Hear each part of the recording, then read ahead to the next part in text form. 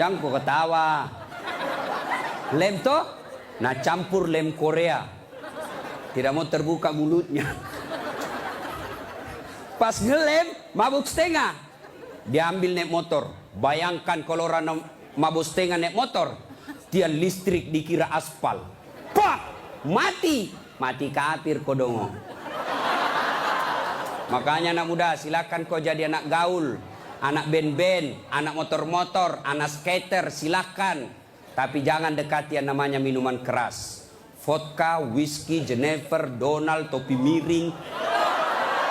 Saya baca. Tuh.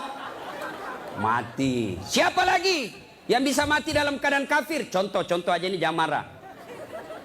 Sabung ayam. Ada juga di sini. Didapat sama polisi. Kejar sama polisi. Jangan lari. Masih lari, tembak peringatan. Masih lari, tembak 2 kali. Masih lari, tembak 3 kali. Akhirnya tembak kakinya. Tembak kakinya, kepalanya dikena. Saya tanya temanku ya polisi, bagaimana caranya kakinya kok tembak kok kepalanya dikena? Dia bilang soalnya waktu tembak dia jongkok. Oh, pantas. Ini jangan kau musuhi polisi, cowok. Oi, kau kira enak? Kau kira enak kalau hidupmu tidak ada polisi di Indonesia?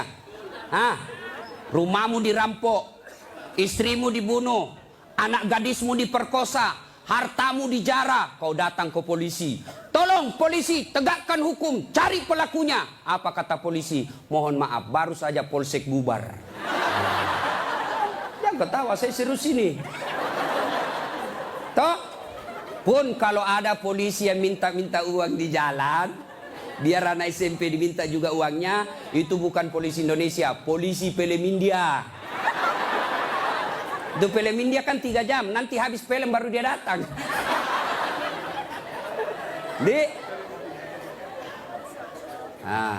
Jadi bisa jadi kita beragama Islam, tapi kemungkinan juga bisa jadi kita matinya dalam keadaan kafir. Wa qala idzan, Allah kemudian berfirman, Bismillahirrahmanirrahim. Ya ayyuhalladzina amanu dukhulu fis silmi kaffatan wa la tattabi'u khutuwatis syaitan innahu lakum adu mubin. Wahai orang-orang yang beriman, masuklah engkau ke dalam Islam secara sempurna, bukan Islam pencitraan, bukan Islam pilpres, bukan Islam pilcaleg, tapi Islamlah secara benar. Tuh caleg kalau mau dipilih pasang baleho.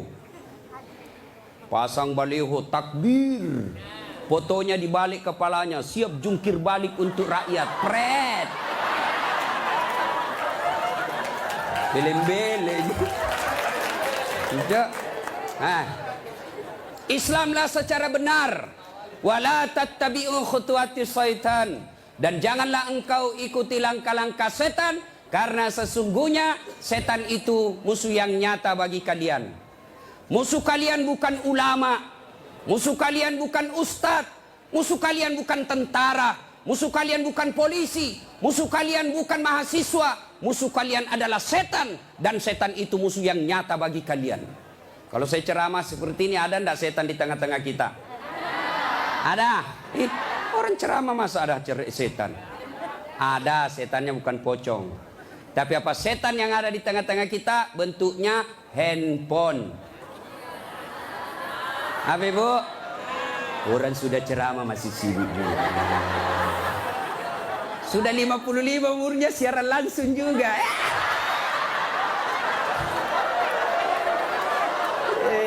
Gayanya.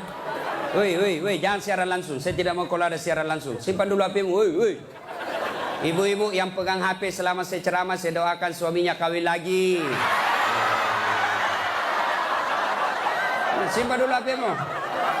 Simpan dulu. Simpan dulu HP, simpan dulu. Simpan ya. Bisa? Bu, ada ibu-ibu di Makassar ngefans betul sama saya. Usianya kira-kira 55 tahun. Saya heran, ibu-ibu aja yang ngefans sama saya. Saya lagi ceramah, dia belakangi saya. Barusannya ada orang saya ceramah di belakangi. Ternyata dia ambil HP-nya selfie. Baru dia tulis di Facebook, dia latar belakang Das Atlatif. Saya dijadikan background. Kok kira saya pot bunga? Selesai ceramah dia kejar 55 umurnya. Selesai saya ceramah dia kejar. Ustadz boleh selfie? Boleh rame-rame supaya tidak ada fitnah. Sudah dia ganti lagi gayanya. Udah ulang lagi. Ulang Ustadz, jelek saya bilang dalam hati. Biar kau ulang apa? Mukamu yang jelek.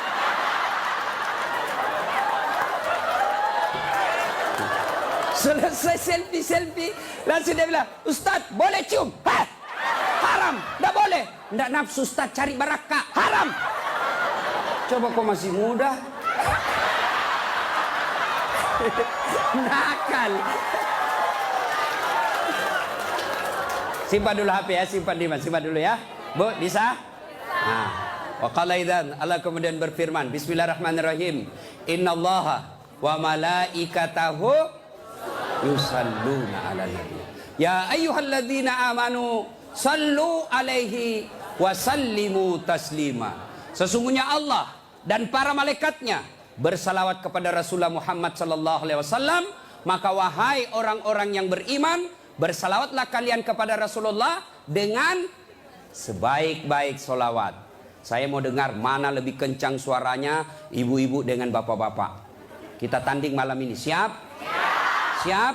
Nah, yuk cowok-cowok, terutama ini cowok jomblo fisabilillah. Nah, kau diam dulu, kita dengar dulu ini ibu-ibu salawat ya. Ayo bu, ayo bareng-bareng bu. Salatullah salamullah ala toha Rasulillah. Salatullah salamullah ala yasin Habibillah. Alhamdulillah. Ini bukan kencang, ini namanya syahdu. Suara begini yang kasih nafsu laki-laki. Makanya cewek, kalau kau ditelepon cowok, jangan kau kasih sahdu suaramu. Assalamualaikum, waalaikumsalam. Bagaimana orang tak nafsu sama kau? Lagi di mana dek? Di rumah aja kak. Kau tegas dong. Sebagai cewek muslimah, jangan kau mendayu-dayu. Assalamualaikum, waalaikumsalam. Lagi di mana? Di rumah. Ngapain? Apa tanya-tanya? Berhenti. Ini waalaikumsalam. Ibu-ibu diam, kita dengar ini cowok-cowok. Ayo, cowok jangan mempermalukan jenis kelamin. Ayo. Ayo. Diam ya, diam. Kita dengar ini cowok. Yuk. Salatullah salamullah ala toha Rasulillah. Salatullah ala yasin. Masya Allah. Terima kasih. Sudah bi bos. Overdosis kok. Kita diam semua. Kita dengar ini di atas. Ayo. Duduk ngambil gaya loh. Ya, ayo bareng-bareng. Yuk. Sholat. Love it. Ini mau poligami, Fred.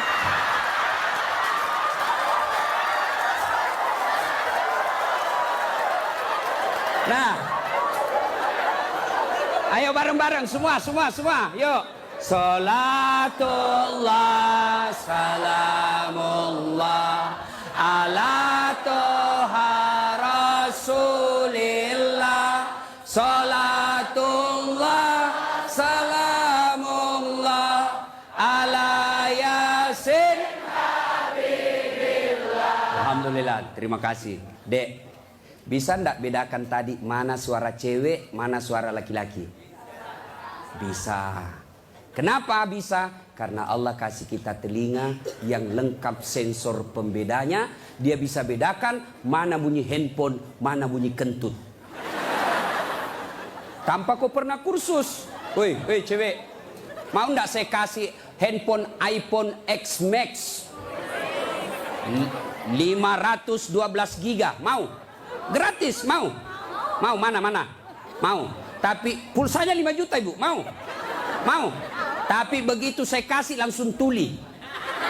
Nah, mau diapa handphone kalau kau sudah tuli? Halo? Rusak lagi nih HP. Halo? Buka HP rusak, telingamu masalah. Berarti yang mahal bukan jaringan, yang mahal bukan seluler, yang bukan handphone yang mahal. Apa yang mahal? Telinga. Allah kasih kau gratis, tidak perlu kau bayar. Hebatnya lagi nih telinga, ya. Tempatnya kiri kanan proporsional.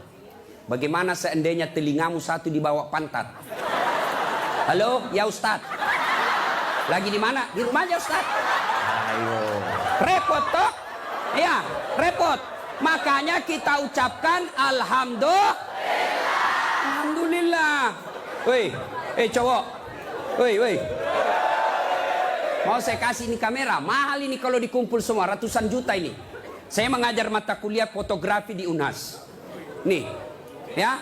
Kalau kamu ngambil gambar, kau harus tahu berapa megapiksel kekuatan kamera kamu. Kau harus tahu berapa kekuatan cahaya di tempat itu. Kau harus tahu berapa kecepatan angin ketika ada kau ambil gambar. Kau harus tahu berapa jarak dari matamu dengan objek yang kau akan ambil.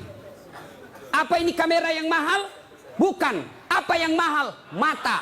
Allah kasih kau gratis, tidak perlu kau bayar. Hebatnya lagi di mata, begitu kau buka otomatis autofokus. Tidak perlu kau putar. Siapa ini? Oh, ternyata Felix Xiao. Wah, tidak perlu Pak. Otomatis. Dan hebatnya lagi di mata, Allah kasih kau sensor. Dia bisa bedakan mana istri, mana tetangga. Coba bayangkan. Seandainya tidak bisa dibedakan, tertukar istrimu. Kenapa malam minggu lain-lain rasanya ini? Ternyata Satpol PP. Makanya kita ucapkan alhamdulillah. Alhamdulillah. Bos, saya mengajar mata kuliah public speaking.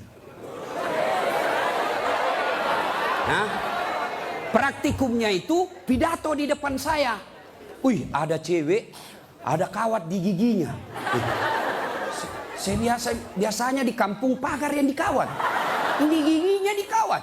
Saya tanya, apa namanya itu, Dek? Dia bilang behel. Oh. Lidah Sulawesi ini, bos. Jangan kau paksa saya menjadi lidah Solo. Hah? Mahal itu, Dek. Ini 20 juta. Wih, 1 kali umroh. Disimpan di giginya. Saya tanya, sini kau dulu cewek. Kau kira itu behelmu yang mahal? Bukan. Tapi apa? Gigi. Biar kau mau pasang behel harga 100 juta, ndak ada gigimu, apa kau mau kawat? Ayo, berarti yang mahal gigi. Hebatnya lagi di gigi, tumbuh dan panjangnya dibatasi. Pernah enggak kau bayangkan bagaimana seandainya gigimu tumbuh seperti rambut? Saya yakin Dude Herlino tidak akan main sinetron kalau sudah keluar giginya. Tidak ada yang mau nonton. Makanya kita ucapkan alhamdulillah. Makanya jangan kau pernah ngeluh. Jangan kau merasa putus asa. Jangan kau merasa kamu miskin. Kalian semua orang kaya. Yang kekayaanmu kata Allah, fi ahsani takwim. Itu badanmu yang sangat cantik. Ya. Saya jelek Ustaz.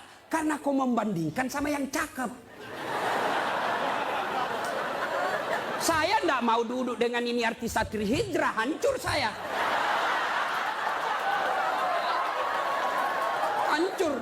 Lebih baik saya dekat-dekat sama Tukul 11-12. Kalau saya dekat-dekat di sini, hancur saya, Pak. Bersyukurlah kepada Allah. Dan salah satu cara bersyukurmu, kamu datang di tempat ini. Allah kasih kita begitu banyak nikmat. Sehingga Rasulullah pernah sujud, meneteskan air mata dalam sujudnya. Lalu Umar bertanya, ya Rasulullah, kenapa kau meneteskan air mata? Kata Nabi, karena saya tidak bisa membayar nikmat Allah dengan ibadah yang saya lakukan. Adakah yang bisa mengalahkan ibadahnya Nabi? Demi Allah, di kolong langit ini tidak ada orang yang hebat ibadahnya seperti Rasulullah Muhammad SAW. Tapi beliau masih sadar ibadah yang dilakukan tidak mampu membayar nikmat yang Allah berikan. Maka kalian bersyukur datang ke tempat ini. Dengan catatan, setelah kau datang ke tempat ini, sehari sampai 3 hari, kalian dengar dakwah, kalian berzikir, kalian ngaji, kalian mencatat. Ingat, setan tidak pernah putus asa menggoda kalian. Bagaimana Gimana cara dia goda? Dia hancurkan pahala-pahalamu. Adakah perbuatan yang bisa menghancurkan pahala-pahala kita? Ada, kata Nabi. Sittatu asyain tuhbitul amal. Ada 6 sifat yang bisa menghancurkan amal-amal kebaikanmu. Adik-adik sekalian, kalian pulang ke sini 3 hari kalian bertempur. 3 hari kalian bertempur melawan iblis, melawan kesombongan, melawan kepongahan, meningkatkan kesabaran. Jangan pikir setan putus asa menggodamu. Dia akan goda kamu setelah kau pulang. Dengan cara apa? Dia hancurkan amal-amalmu. Sehingga nanti kau berkata di hadapan Allah, ya Allah, mana pahalaku? 3 hari 3 malam saya dengar dakwah. Allah menyatakan, memang dulu ada pahalamu, tapi hancur oleh karena perbuatanmu sendiri. Apa gerangan yang menghancurkan amal itu? Kata Nabi, 1, al-istighalu bi'uyubil khalq. Suka sekali cerita kejelekan orang, dia lupa kejelekan dirinya sendiri. Gosip, gibah, penyakitnya. Bu ibu, Nabi ketika Isra Mi'raj diperlihatkan, bawa Nabi ke surga, Masya Allah banyak perempuan. Masuk ke neraka, na'udzubillah min zalik, lebih banyak lagi perempuan. Kenapa? Kata Nabi, karena 2 hal. 1, dia tidak mampu mensyukuri nikmat berupa suami. Dan yang kedua, dia tidak mampu menjaga mulutnya. Penyakitnya ibu-ibu. Saya ajak lewat tadi, masih ada yang gosip. Begitu saya dilihat, dia bilang, itu juga bajunya yang di YouTube.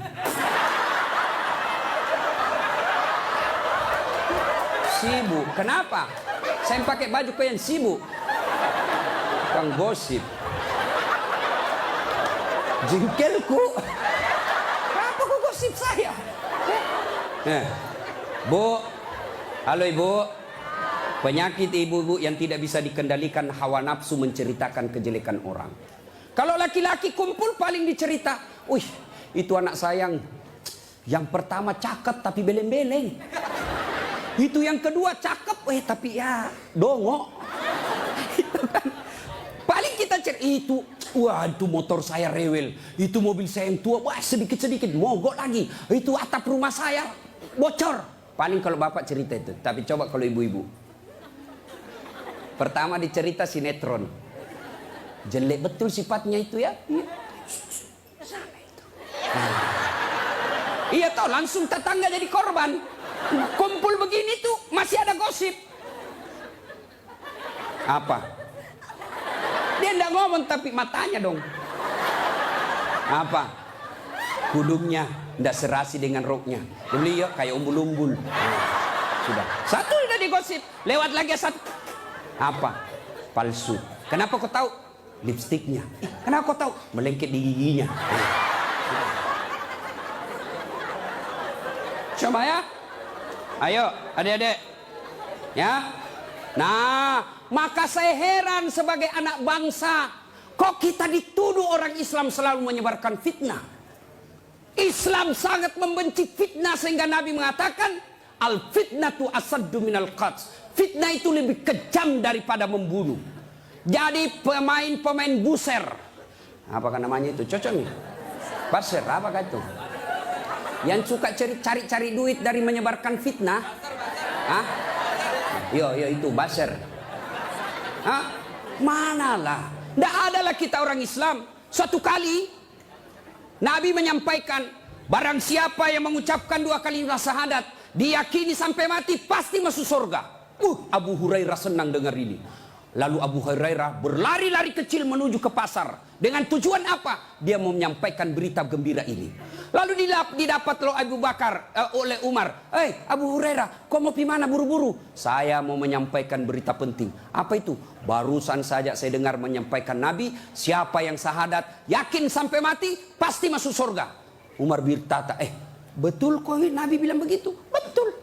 Saya tidak percaya. Ayo kita datang ke sumber. Dalam teori komunikasi, inilah disebut check and recheck. Datanglah Umar, klarifikasi ke sumber berita. Rasulullah, ya Rasulullah katanya Anda mengucapkan siapa yang syahadat, yakin sampai mati, pasti masuk surga. Apa betul berita seperti itu ya Rasul? Nabi katakan betul.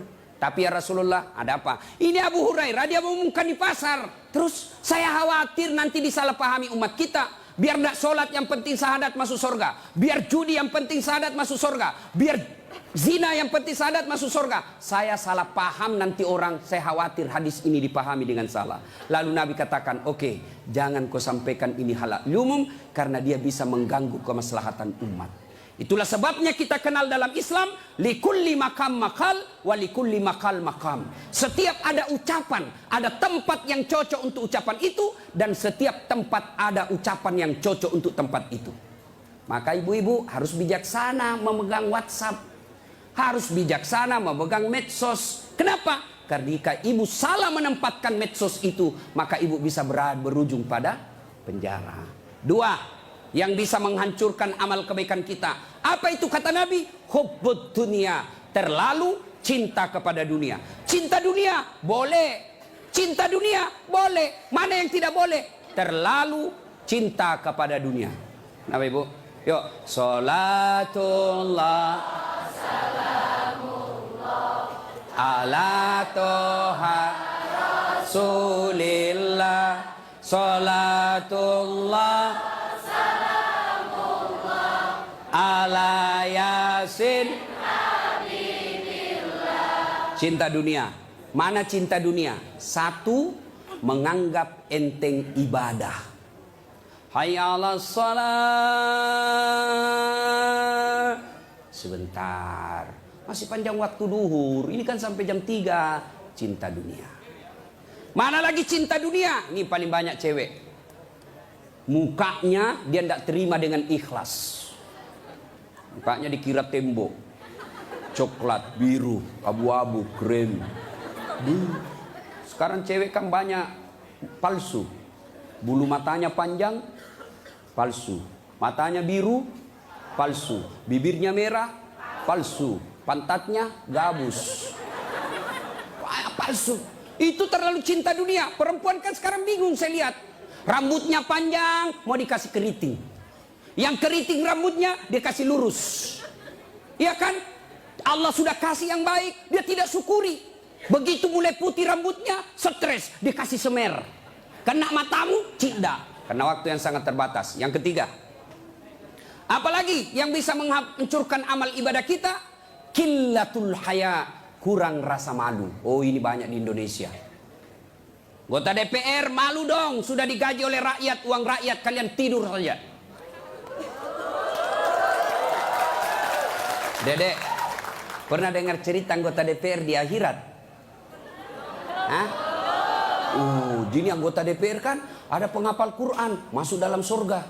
Begitu masuk dalam surga dilihat, kok banyak anggota DPR di sini? Di negara aku banyak di OTT karena korupsi. Dia pergi protes sama malaikat penjaga surga. Malaikat, kenapa banyak ini masuk anggota dewan dalam surga? Di negara saya banyak yang korupsi.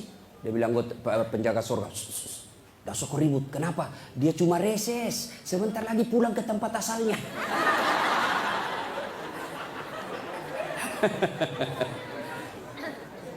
Terlalu cinta kepada dunia dilarang oleh agama. Maka oleh sebab itu kita diberikan hanya syukuri nikmat yang Allah berikan. Yang ketiga, qillatul haya, kurang rasa malu. Malu dong menyebarkan fitnah. Malu dong jadi artis tapi menyebarkan syahwat. Malu dong jadi pejabat tapi korup. Malu dong jadi kontraktor tapi rampok. Pernah dengar cerita kontraktor di akhirat? Hah? Oh, ini penghuni akhir, penghuni surga sama penghuni neraka baku SMS. SMS-an dia bilang penghuni surga, "Mas bro, bagaimana kabarmu di situ?" "Bah, enggak ada enak di sini. Di blender terus kita di sini. Enggak ada jam istirahat." "Kau di situ bagaimana kabarmu di surga?" "Masya Allah, enak betul. 1 laki-laki 7 bidadari." Bayangkan Pak, 7. Dan itu bidadari tidak pernah kentut.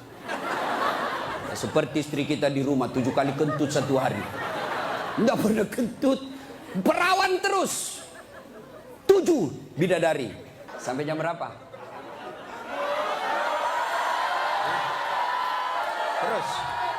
Terus. Lalu kata penghuni surga, "Wah, enak betul di sini." Penghuni neraka, "Bolehkah kami jalan-jalan ke situ?" "Boleh." Ya gimana? Penghuni neraka kan kreatif. Banyak solusinya. Gimana? Sudahlah, tidak usah cemas. Kami bikin jembatan dari surga, kamu juga bikin jembatan dari neraka. Kita ketemu di tengah. Setuju? Setuju. Lelang proyek. Keluar pemenang tender. Kerjalah. Hari pertama hancur juga ini, Ustaz. Aduh. Nasib sial saya ini malam. Uang merah kek.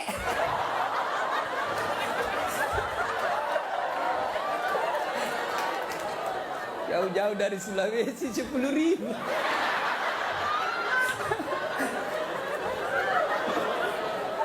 Nah, lalu dia bilang, hari pertama proyek dari neraka selesai 50%. Hari kedua selesai 70%. Hari ketiga tuntas, efektif dan efisien. Selesai proyek. Sampai di tengah dilihat-lihat di proyek dari surga. Kenapa belum mulai-mulai? Dia teriak lah, ini dari neraka. Mas bro, kenapa kau belum mulai proyekmu? Kami sudah sampai di tengah sesuai perjanjian. Kenapa kau belum mulai? Kata penghuni dari surga, bagaimana mau dimulai? Pemborong, kontraktor, pengawas, panitia, ada semua di situ.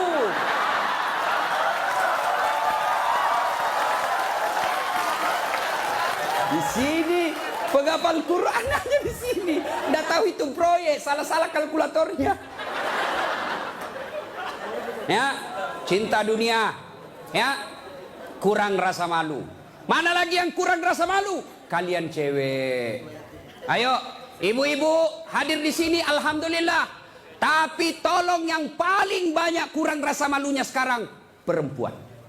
Mulai dari cara berpakaiannya. Kata Nabi, suatu waktu nanti perempuan berpakaian tapi telanjang dan mereka menyukainya. Berpakaian tapi telanjang dan anehnya mereka suka.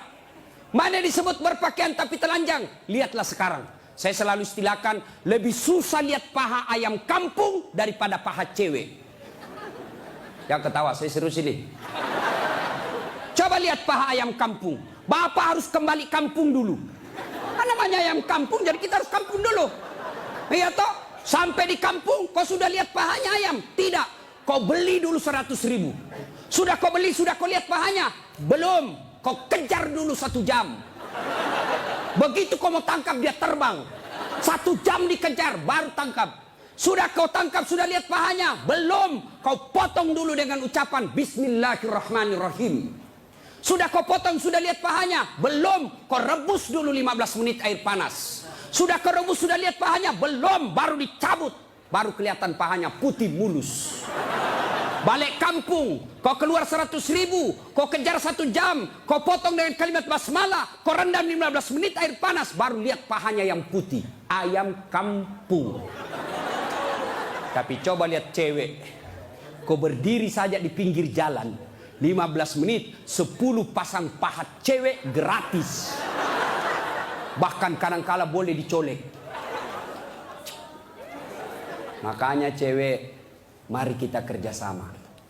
Kami laki-laki jaga mata, tapi tolong Anda cewek jaga akhlak. Biar kami setengah mati jaga mata, kalau kalian gentayangan habis amal kami.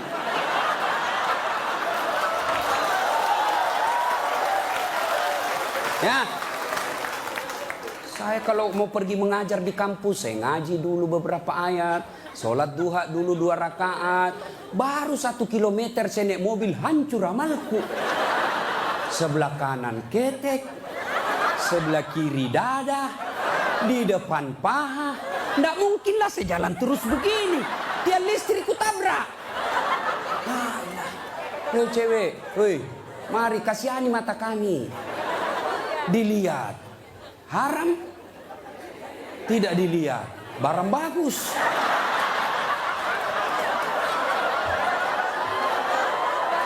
Hei, oke, sekarang banyak perempuan kurang rasa malunya. Dulu. Kalau ada perempuan hamil di luar nikah, dibuang dari kampungnya. Keluar kau menyebarkan aib. Itu dulu. Dulu perempuan meskipun belum pakai jilbab, tapi dia jaga harga dirinya. Saya zaman SMA kan belum ada jilbab. Kawan saya kalau jatuh ballpointnya, Kan tidak pakai jilbab. Dia pegang dulu ini, lalu dipegang roknya di bawah, baru dia dongkok begini. Dulu. Sekarang cewek dia sengaja memang itu pakai tipis kecil, jalan dia mau tabrak kita. Hancur. Maka kalian akhwat yang datang di sini pengajian selama 3 hari 3 malam, tolong selamatkan saudara-saudara kalian akhwat-akhwat supaya mereka tidak pakai begitu. Kalian tularkan itu jilbabmu kepada saudara-saudara muslimah. Jangan kau biarkan mereka, dakwai mereka. Dia mau dengar atau tidak, kewajibanmu sampaikan, soal diamalkan urusan lain. Terutama juga yang pakai jilbab tapi tidak memenuhi syarat. Pakaian jilbab itu, pakaian menurut Islam itu ada 4 syaratnya. Nih dengar baik-baik yang mau bikin baju. 1 syarat pakaian itu nutup aurat. Alhamdulillah kalian semua nutup aurat. Mana auratnya perempuan? Seluruh anggota tubuhnya kecuali telapak tangan, telapak kaki. Ustadz itu pakai jilbab kelihatan lehernya, tinggal lehernya dibakar nanti. Ya, kelihatan pahanya nanti dibakar. Kalau cewek masih enak dilihat. Ini ada juga orang tua. Sudah mau ada cucunya. Pakaiannya saya tanya, Bu, kenapa pakai begitu? Ibu sudah tua. Dia bilang, ini baru ada. Dulu waktu saya gadis tidak ada begini, Ustaz. Ini namanya bagus dikasih ibu, kasih STNK. Tahu STNK? Sudah tua, nakal kembali. Kasih itu STNK itu buru-buru gitu. Laki-laki mana auratnya? Pusat sampai lutut. Artinya adik-adik, kalian yang sudah mengaku diri hijrah, silakan main futsal, silakan main bola, silakan olahraga, tapi tolong jangan kelihatan pahamu. Pahamu adalah dosa ketika kau kelihatan. Kau suruh saudara putrimu jilbab, kalian main bola kelihatan paha, dosa. Nggak ada nafsu lihat pahaku. Siapa bilang? Siapa tahu ada janda-janda tua sudah lama nggak lihat paha.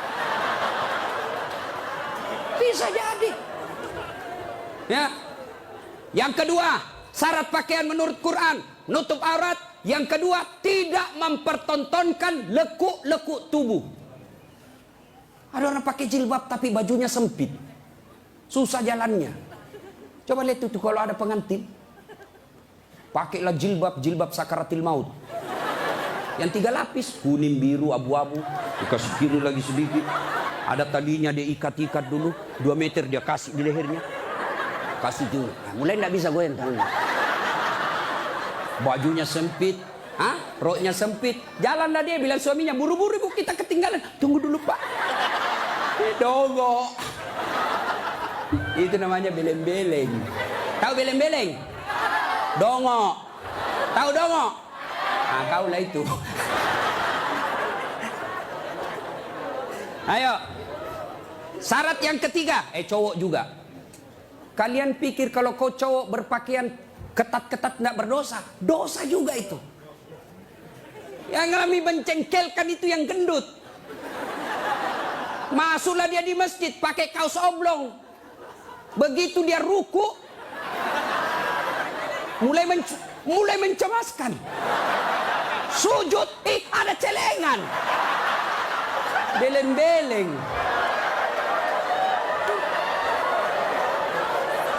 Nah, yang ketiga, syarat pakaian yang ketiga, saya ulang, tutup aurat, tidak mempertontonkan lekuk-lekuk tubuh. Yang ketiga, pantas. Apa maksudnya?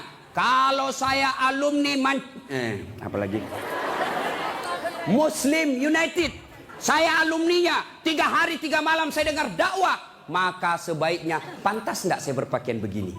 Saya pengurus remaja masjid, pantas tidak saya berpakaian begini. Saya muslim terhormat, pantas tidak berpakaian begini. Saya pejabat, pantas tidak saya berpakaian begini. Saya muslimah, pantas tidak berpakaian begini. Tanya kepantasannya. Itulah sebabnya agama Islam mengajarkan ketika aku berpakaian, tanya, yuk pantas tidak pakaian begitu. Dan ini pakaian ternyata menyelamatkan kita dari dosa. Mana buktinya? Saya. Kemana-mana saya pakai begini. Cuma kadang-kala dia gosip saya itu pegawai bank. Kan saya mana-mana pakai sarung. Saya masuk nabung ada pegawai apa sih itu yang namanya terima-terima duit? Teller. Hah? Iya teller. Dia gosip. Dia apa? Salah masuk. Dia kira masjid. Dia kira saya masuk masjid, saya pakai sarung. Saya dengarlah saya, kenapa? Saya pakai sarung, kau yang sibuk. Nggak jadi saya nabung, pulang saya. Orang kalau pakai muslim begini, baju koko, gamis, insya Allah terpelihara dari dosa. Saya jalan tiba-tiba di mall banyak cewek cantik, nggak mungkin saya lihat. Kenapa? Saya malu. Masa Ustadz lihat yang cantik? Terpaksa dilihat, ya lihat sedikit aja. Sudah. Ayo, ibu-ibu, mau ndak suamimu terhindar dari tempat-tempat maksiat? Keluar, suruh pakai peci, pakai songkok, pakai gamis. Ndak mungkin dia pakai begini pergi main biliar. Maka suruh pakai itu. Ada di Makassar, saya sudah suruh pakai Ustaz, tapi di mobil dia ganti. Memang sudah tabiatnya itu, sudah bajingan. Yang keempat, syarat pakaian yang keempat adalah indah. Ternyata Allah tidak meninggalkan keindahan. Allah tidak melarang kita keindahan dalam berpakaian, tapi dengan catatan tertib aturannya. 1, tutup auratmu. 2, jangan kau tontonkan dekuknya. 3, pantas. 4, indah. Ini sistematis, tidak boleh ditukar. Sayang 1000 sayang kita bikin pakaian. Indah nomor 1, nutup aurat 19. Akhirnya pakaian kita seperti yang kita lihat sekarang ini. Yang di atas turun ke bawah, yang di bawah naik ke atas, ketemu di tengah, tipis, sempit, kecil. Dongo. Nah, qillatul haya, kurang rasa malu. Yang keempat, yang bisa menghancurkan amal kebaikanmu, kata Nabi, qaswatul qalbi. Apa itu? Keras hati. Apa itu? Tidak mempan nasihat. Selesai dengar ceramah, tidak ada perubahan. Apa malah dia bilang? Siapa panggil itu Ustadz dari Sulawesi? Saya. Lain kali tidak usah undang. Kenapa? Tidak enak ceramahnya. Kenapa? Masa 6 dia bahas, saya terus dia kena. Keras hati kau. Selesai dengar ceramah, larang merokok. Malah dia bilang, apa tahu rokok apa? Memangnya saya minta duitmu? Keras hati. Ada perokok di sini? Ada? Saya doakan kalian berhenti merokok. Coba dengar itu calon-calon istrimu. Itu biasa orang merokok kayak kurang kerjaan. Itu aja dikerja 10 menit. Dan saya kasihan kadang-kala kalau di bandara. Coba lihat tuh perokok, dikasih masuk kayak kotak-kotak, kayak belek-belek. Sendiri di dalam enggak. Sekali-kali isap kunyah. Jangan kau sebarkan itu asapnya ke kita. Bolehlah kau merokok, silakan, tapi jangan kasih asapnya orang lain. Bagaimana caranya Ustaz? Kau bawa kresek.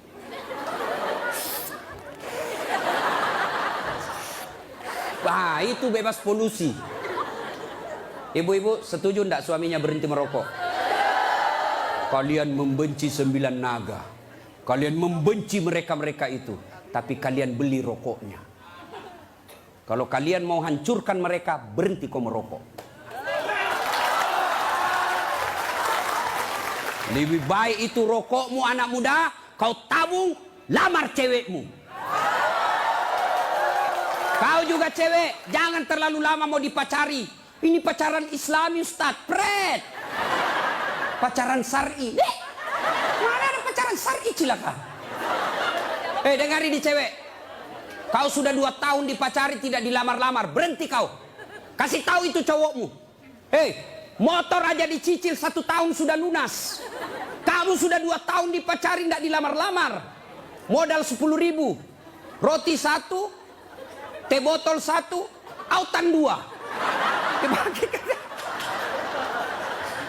Modal 10.000 malam minggu. Qaswatul qalbi, keras hati, tidak mempan nasihat. Mereka yang selesai dengar dakwah tapi tidak ada perubahan, itu yang disindir oleh Allah. Wathawaun alaihim a'anzartahum la yu'minun. Kau sampaikan ayat Allah atau tidak, kau ceramai atau tidak, sama saja mereka tidak akan beriman. Keras hati, habis amalmu. Yang ke-5, penghancur amal, tulul amal. Apa itu? Panjang angan-angan alias malas. Dan yang ke-6, wadzalimun la yantahi. Perbuatan zalim yang tidak bisa dihentikan. Zalim kepada Allah, tidak sholat. Puncak kesaliman kepada Allah, tidak sholat. Ada yang malas sholat di sini? Ada? Hei, adik-adik, mau jadi direktur, mau jadi pegawai, mau punya rumah yang mewah, gampang, perbaiki sholatmu. Kecil buat Allah kasih kau mobil, kecil buat Allah kasih kau rumah yang mewah. Allah cuma minta sempurnakan sholatmu. Ada di sini yang tidak ada masalah? Ada? Ini malah muka-muka penuh masalah semua ini. Ayah, mana ada manusia tidak ada masalahnya? Istri cantik, kok kira bukan masalah? Masalah digoda orang, apalagi kalau suaminya jelek, lebih masalah lagi. Berarti bagus kalau istri jelek. Istri jelek dihina orang, kita lagi yang malu jalan sama dia. Duluan aja dek, nanti kita ketemu di gedung. Sampai deket tuh tidak muncul-muncul suaminya. Mana kau bang? Tidak jadi, saya mencret. Istri jelek masalah, istri cantik masalah. Mana ada orang tidak ada masalahnya? Kita kuliah apa masalah? Mau sarjana. Sudah sarjana selesai masalahmu? Tidak, mau punya kerja. Sudah punya kerja selesai masalahmu? Muncul masalah baru. Apa? Mau jadi kepala dinas. Sudah kepala dinas selesai masalahnya? Muncul masalah besar lagi, mau jadi sekda. Sudah jadi sekda selesai masalahnya? Belum, mau jadi wali kota. Sudah jadi wali kota? Mau 2 periode. Mau 2 periode baru dongo. Beleng-beleng. Kau salah, kenapa kau suruh pilih dongo? Mau kok? Ayo, tidak ada orang tidak ada masalah. Ya, maka Allah tidak mengatakan, hei Das'at, ada masalahmu, kau puasa dulu. Tidak.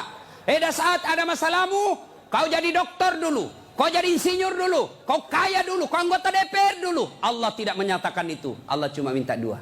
Ista'inu bisawri wassalat. Sabar, perbaiki solatmu, saya yang selesaikan masalahmu. Itu janji Allah, bukan janji caleg.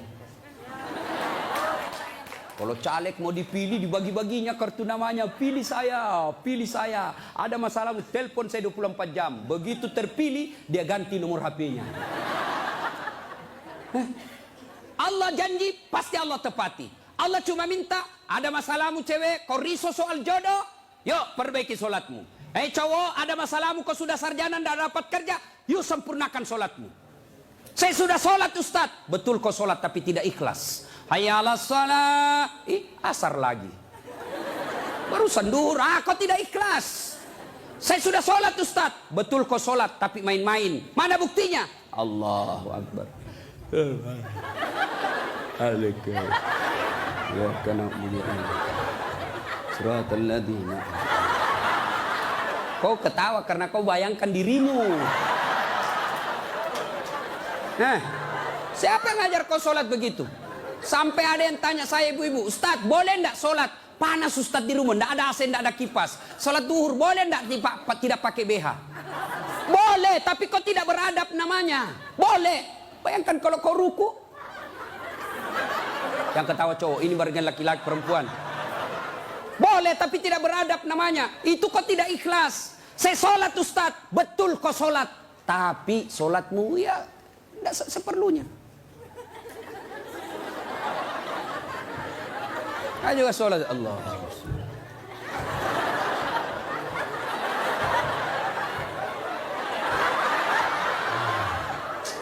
30 tahun kau sholat kalau begini gayamu bos. Adik-adik, kau punya handphone? Ibu-ibu punya handphone? Waktu beli handphone itu ada buku pedoman kan? Iya. Dan di situ dicatat merah tebal buku pedoman petunjuk pemakaian handphone. Dicatat besar-besar, catatan penting. Baca buku pedoman ini sebelum penggunaan handphone. Handphone aja kau pakai itu belum tentu untuk kebaikan. Ada buku pedoman penggunaannya. Sholat kalian yang pakai 5 kali sehari semalam paling sedikit. Lalu kenapa kau tidak pernah buka buku pedoman sholatmu? Ya. Nah, maka Bu, Bapak, perbaiki saja sholat. Insya Allah selesai masalahmu. Ya? Zalim. Zalimun la yantahi. Perbuatan zalim yang tidak bisa dihentikan kepada Allah. Yang kedua, zalim kepada jenis kedua, zalim kepada sesama manusia. Tidak usah zalim kepada tetangga. Ibu-ibu zalim kepada suaminya. Mana ibu-ibu zalim kepada suaminya? Suaminya dijadikan tahanan kota. Baru keluar 1 jam ditelepon. Di mana kau, Pak? Di mana kau? Keluar kau, pulang kau. Bagaimana kita tidak cepat mati? Kita keluar, kau cari, sampai di rumah kau maki-maki, baik kalau kau cantik. Berat badan makin nambah. Duduk makan canggurma. Nonton sinetron ngangkat ketek sambil menguap. Kita di jalan semua harum cewek-cewek, sampai di rumah la haula wala quwwata illa billah. Suami zalim kepada istrinya. Contohlah Rasulullah, ya. Rasulullah itu sangat romantis. Maka orang yang zalim kepada Allah adalah tidak menunaikan kewajibannya kepada Allah. Zalim kepada sesama manusia, hak-haknya orang dia serobot. Dan yang ketiga, zalim kepada diri sendiri. Apa zalim kepada diri sendiri? Dia sudah tahu maksiat, tapi dia tetap lakukan. Maka menghindari semua itu, kita hadir di tempat ini sebagai wujud kita cinta kepada Allah. Mudah-mudahan kesalahan-kesalahan kita diampuni oleh Allah Subhanahu wa taala. Banyak yang ingin kita sampaikan, tapi waktu jualah yang membatasi kita. Insya Allah lain waktu dan kesempatan kita akan lanjutkan. Kalau masih mau dengar ceramah saya, gampang. Gimana caranya, Ustadz? Ambil handphonemu, buka YouTube, tulis nama saya Das'at Latif. Keluarlah ceramah saya ratusan. Sudah itu jangan lupa kasih tanda begini. Yang ketawa, saya serius ini bos. Yang kau kasih begini. Kalau kasih begini, dia cari kau malaikat pencabut nyawa. Masa ceramah kau kasih begini? Nggak enak perasaan kau lihat ceramah mata kasih begini bos. Kalau kau nggak senang, ya sudah, nggak usah komentar. Cuma cepat habis kota, 1 jam habis menguras kota. Maka saya sediakan ceramah yang tidak menguras kota. Gimana caranya? Follow saya di Instagram. Das'at Latif 1212. Das'at Latif 1212. Sudah ku follow Ustaz, tidak mau terputar ceramahmu. Hakul yakin dada datamu. Kau beli kota dulu ya. Sudah ibu bapak, mudah-mudahan ada manfaat. Sebelum kita akhiri, mari kita kirimkan suratul Fatihah kepada Rasulullah Muhammad SAW. Khasiat dan keutamaannya kita ikhlaskan untuk mereka yang merintis pembangunan masjid ini. Yang terkenallah masjid ini seluruh jagat Indonesia. Masjid ini adalah masjid pergerakan umat Islam di Yogyakarta. Mari kita doakan. Mudah-mudahan orang-orang yang berpartisipasi dalam pembangunan masjid ini dan pelaksanaan acara ini, Allah mudahkan hidupnya, Allah balas segala kebaikannya, Allah angkat derajatnya, dan jika kelak menghadap kepada Allah, Allah hadapkan dalam iman dan Islam. Al-Fatihah. Bismillahirrahmanirrahim.